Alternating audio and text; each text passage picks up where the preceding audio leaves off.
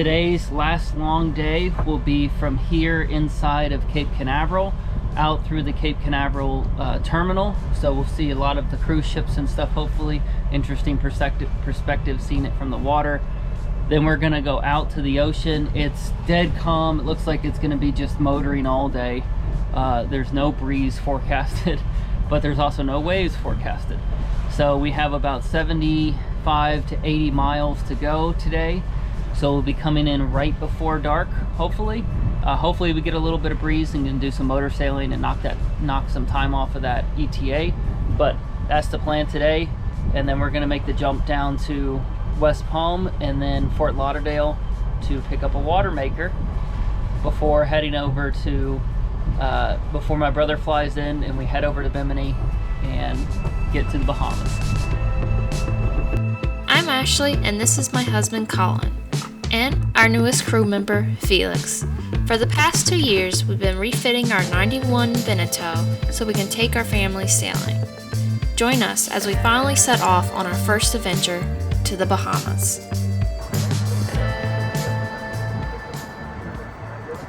Fascinated with the seagulls. What, bud? You got feet!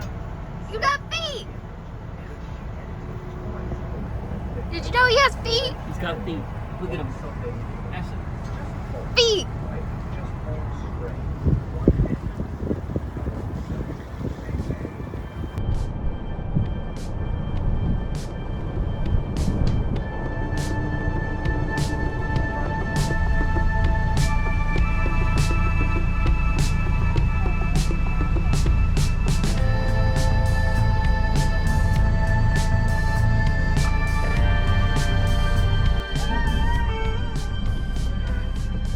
We're in the lock, it's closed, and the water's gonna start rising. Oh, it died.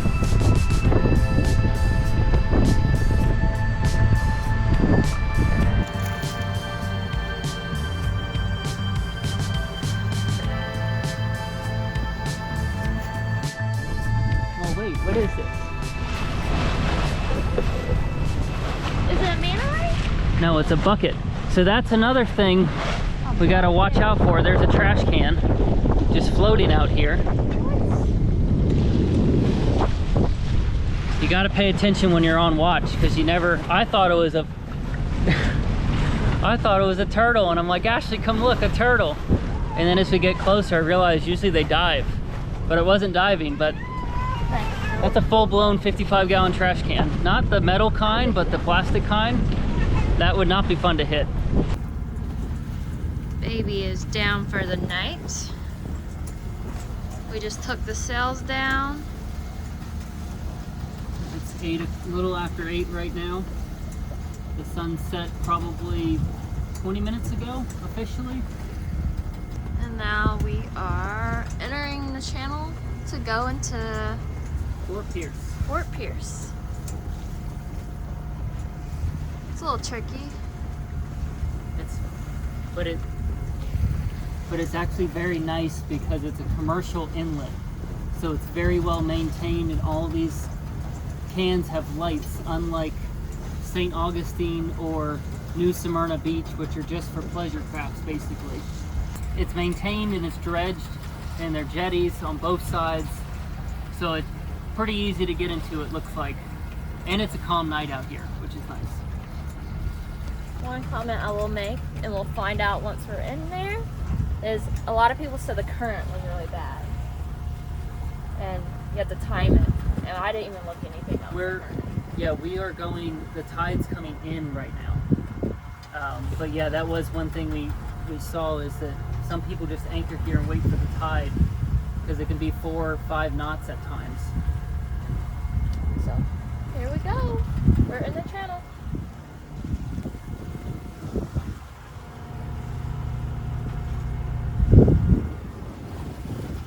Pitch black out there. Looks a little more lit up on here. And then you have the city.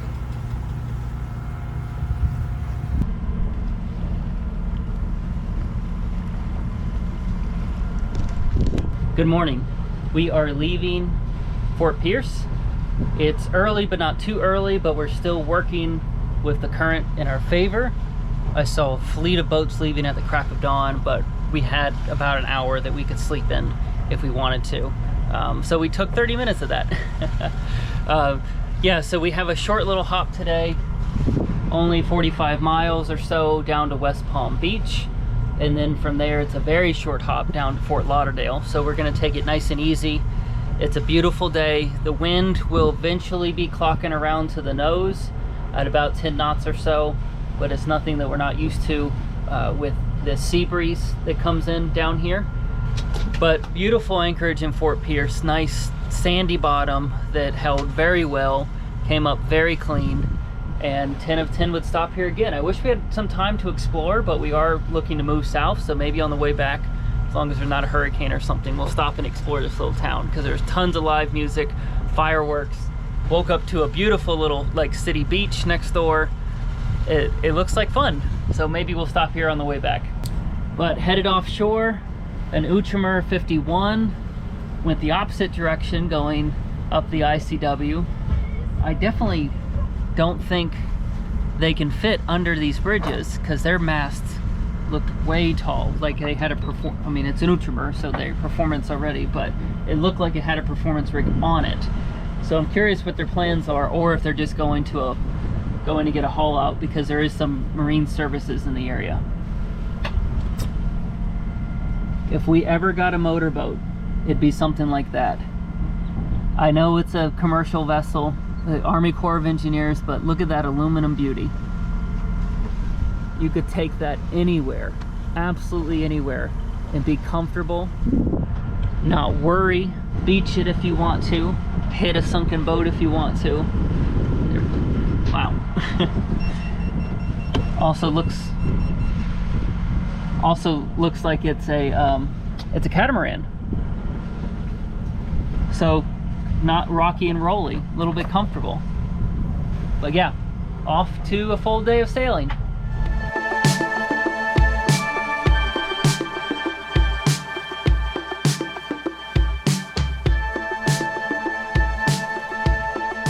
Coming ahead, and you'll see the tug as you get closer.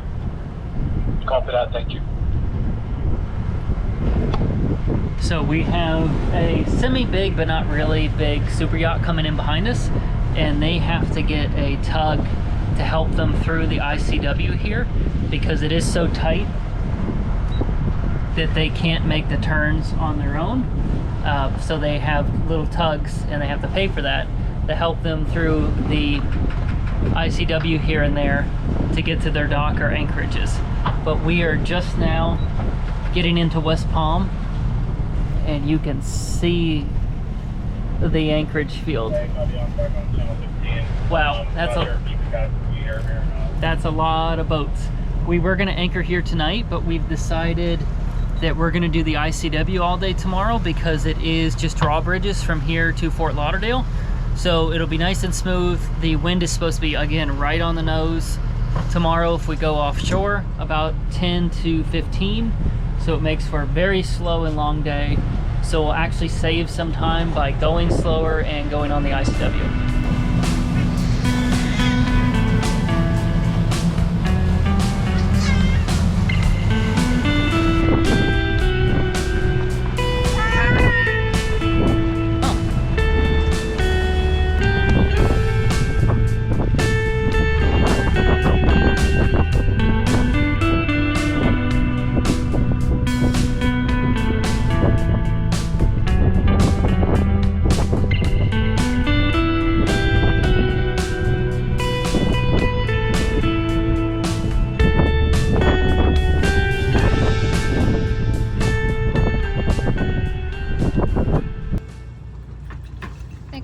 Shallow here.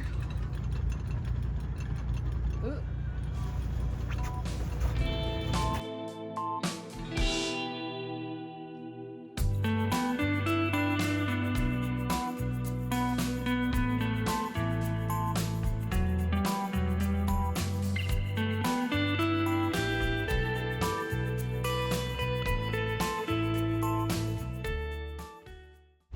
Good morning. We are, yeah, it's early. It's not that early. It's 8 o'clock.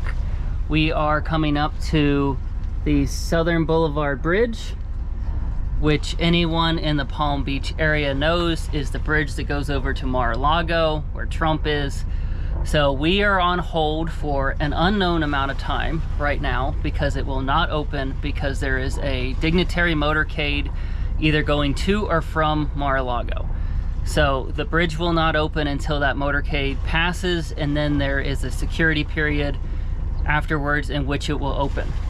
So we are floating here in the middle of the channel, very narrow channel. I might go up and anchor because the bridge operator doesn't have an ETA of when that motorcade's actually going to cross. It's just, I was about to say, the cars are still going over. yeah, it's sometime this morning-ish. She couldn't tell me exactly, but so we might anchor for a quick little bit and just wait for the bridge opening and monitor channel 9. First bridge of the day, already exciting.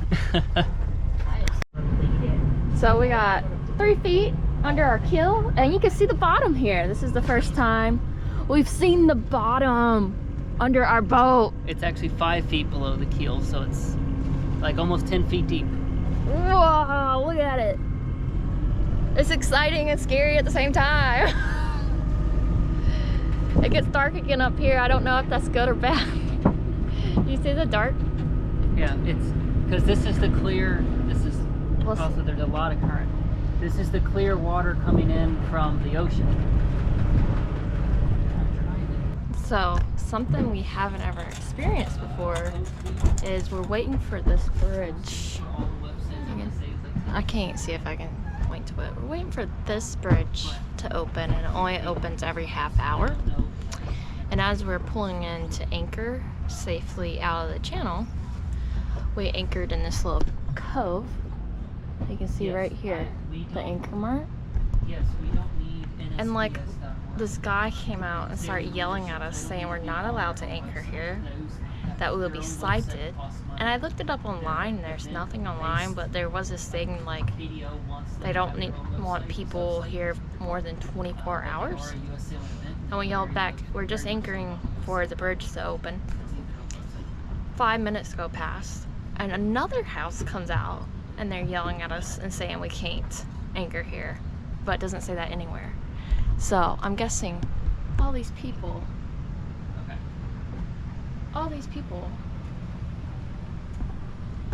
think they own the water and they just want a view without sailboats. This house yelled at us at the pool. This house yelled at us. Waiting to see who else comes out. Apparently they own the water now, as they sit by the pool on a Thursday in the middle of the day.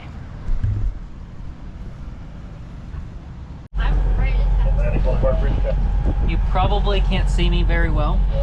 As you can tell, it is dark. We are still going.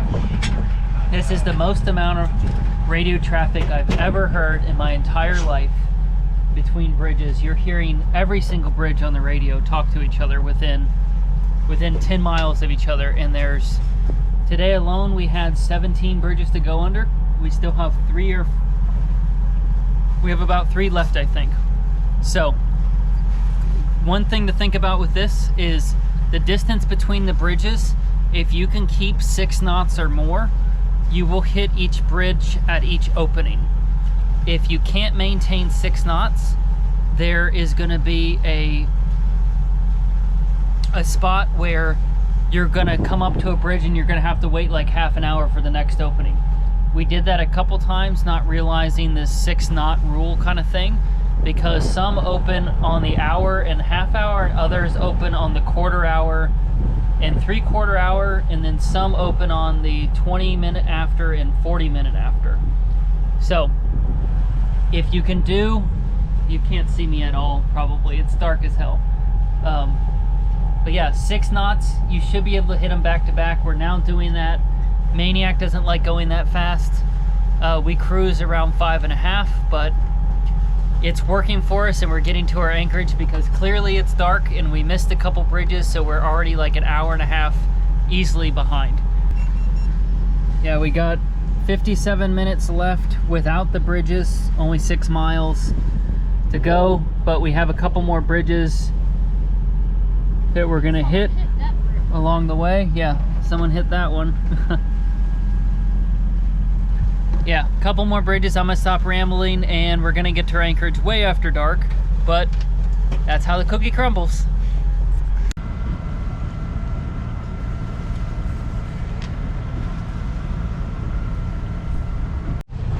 We are trying to anchor and didn't work out, and we're trying to pull it back up.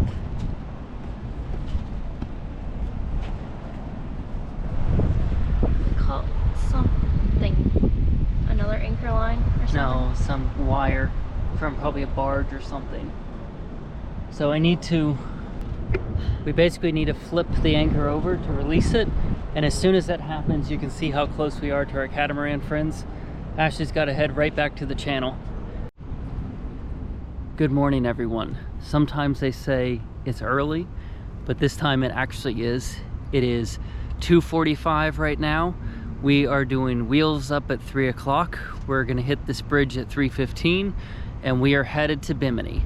The weather looks absolutely perfect. Everything looks great, and we're anticipating a 3-4 o'clock arrival in Bimini. So we're planning on about 12 hours.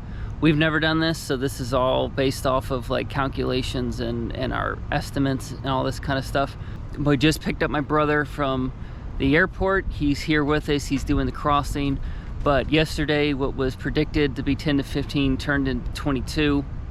Right on the nose, motoring down to Miami. No, right on the nose, so we would have to motor down to Miami, which just didn't work out. So now this morning there's basically no breeze right now, so we're gonna motor out past Miami and then cut over to aim towards Gun Key.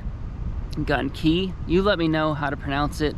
But yeah, let me pull up this anchor, or let me get the motor started, pull up the anchor, and we're gonna get moving to Bimini and the Bahamas.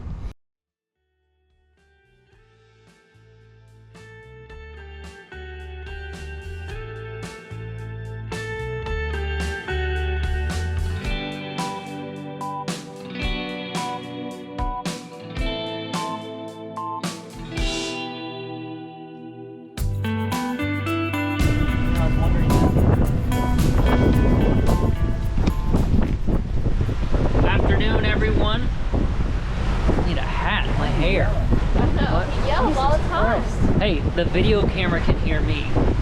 We are Halfway there. We're over halfway, if not almost 2/3 of the way. We put one reef in the jib because it was getting a little, we were heading up. It kept wanting to head up a little too much. I don't know if it's the autopilot can't keep up, but anyway, we put a reef in the jib. We're cruising at about 7 knots or so. We have 14 to 15 knots of wind coming from about true angle, about 90 degrees to the boat. We're not counting our ETA yet, but we are almost across the Gulf Stream. I keep saying jet stream. The water has changed to a beautiful color blue. My brother Peter, if you haven't seen him, Felix and Ashley, and puppy dogs. Yeah, we're cruising. It's beautiful. We got some traffic out here. It's fun watching and guessing where people are going. But yeah, I'm rambling. Goodbye. Yeah. Oh, please, hopefully you got that. Land ho! There's a lot of land. There's a lot of land.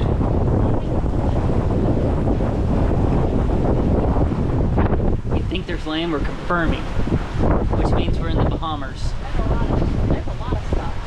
Cancel this and make it go straight. Oh, no, don't cancel. Just don't cancel, people. God. I was like, don't be pushing buttons. I know, don't go pushing buttons. You press here, navigation options, recalculate.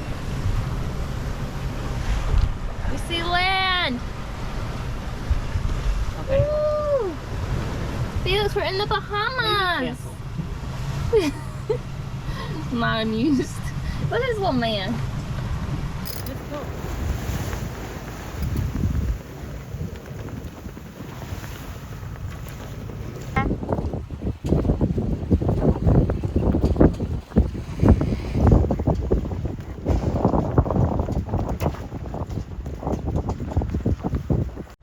It was an eventful dockage due to, sadly eventful due to the stuff we just replaced. Yeah, about 20 knots of breeze pushing us into the dock, as well as a couple knots of current. But we're docked and we're here in Bimini. So we're going out. We got a couple hours before it gets dark, and we're probably gonna find some food and a beer and probably some rum. So let's get to it.